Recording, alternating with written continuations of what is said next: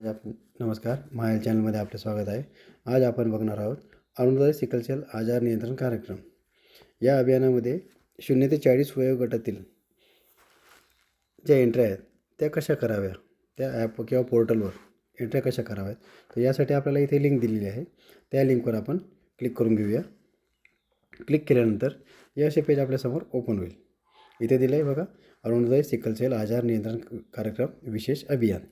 तर यासाठी खाली आपल्याला दिलेलं आहे फॉर्मचा प्रकार निवडा. तर या ठिकाणी बरेचसे फॉर्म आहेत.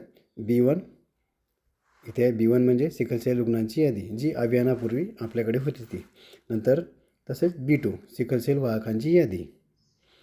तर वेळ न दवडता आपल्याला ज्या मेन मुद्द्यावर आहे, जे आपल्याला एंट्री कशी करायची आहे, ज्यांची आपण जे 0 ते 40 वर्ष वयोगटातील जे एंट्री आहेत त्या आपण कशा भराव्यात, या इथे मी आपल्याला दाखवणार आहे. तर B3 हा फॉर्म सॉल्युबिलिटी टेस्ट प्रलंबित, या ठिकाणी आपल्याला ती एंट्री भरायची आहे.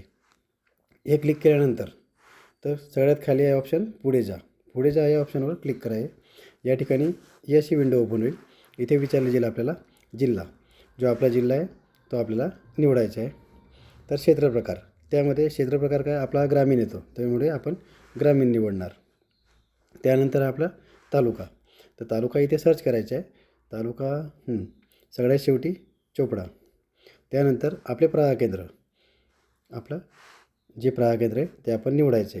त्यानंतर आपले SWCचे नाव, म्हणजे आपले सबसेंटर असेल त्याचे नाव, ते आपण इथे टाकायचे. आता मी हातेड बुद्रुक या सबसेंटरची एंट्री करतो आहे, तर मी हातेड बुद्रुक नाव टाकतो आहे.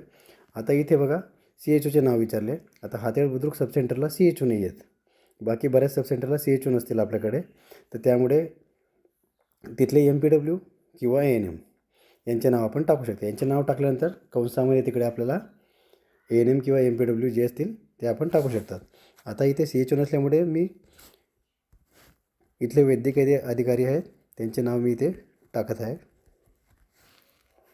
त्यानंतर खाली विचारायला आपल्याला मोबाईल क्रमांक, CHOचे नाव किंवा जे आपले वैद्यकीय अधिकारी आहेत किंवा ANM आहेत त्यांचा मोबाईल क्रमांक आपल्याला इथे टाकावा लागणार आहे. प्रत्येकाने सेम अशी माहिती नका भरू. म्हणजे मी आता जे वैद्यकीय अधिकारी त्यांचे नाव टाकले आहे.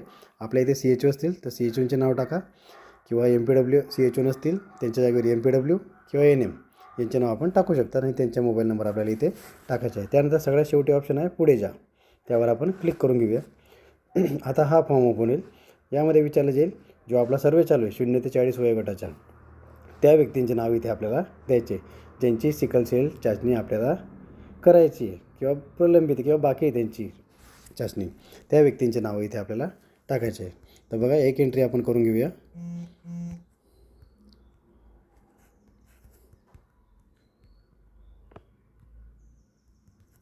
हे बघा इथे ही एंट्री मी करत आहे.